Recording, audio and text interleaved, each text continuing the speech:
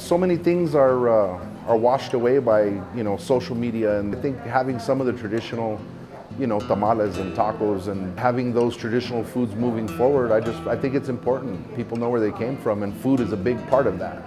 Because New Mexican food is a mixture of Native American and Mexican. And I think it's important for that to keep happening, for future generations for sure.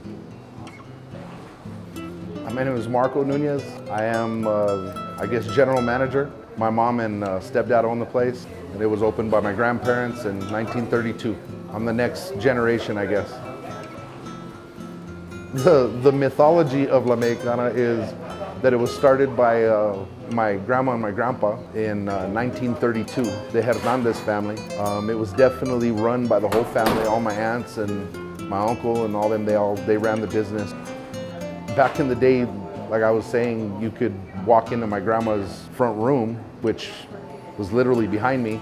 This used to be my grandma's house. You could walk into her front room and buy tortillas right off of the tortilla press from my grandpa every day, or tamales, or he would deliver tamales and tortillas to you if you needed. Back then it was all, the railroad workers and stuff building the railroad down here. So he was catering to all of those people. That was 1932, it was a long time ago. Well, Barelas has been our home since, inception. We've obviously had, the opportunity to move to other places. We could grow probably if we moved somewhere else, we could grow differently, and we just don't have any desire to not be in the neighborhood. We're kind of a cornerstone of the neighborhood. We're the oldest business here. For all the other restaurants that are down here, were ever open. Barelas Coffee House used to belong to my nana, it used to be called Fito's. Before all of those restaurants were down here, my grandma and my grandpa had opened La Mexicana.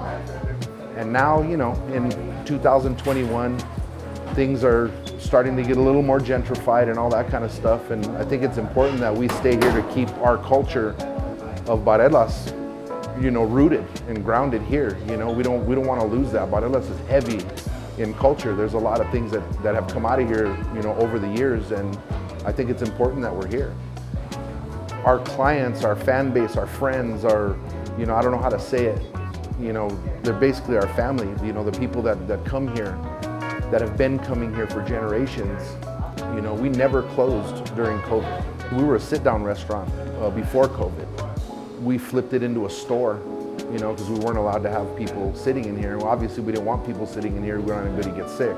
Business-wise, we had to flip it into a store. We stayed alive selling tortillas and beans and rice, in bulk, when none of the big box stores had it. For a while, we had it because we had our stock in the back for the restaurant. We stayed open the whole time. I think we closed for a week to clean, and then we decided to open back up because people were calling and wanted the food. They rallied around us. They stepped up and people came in and, they bought family packs of food and they made sure that we stayed open.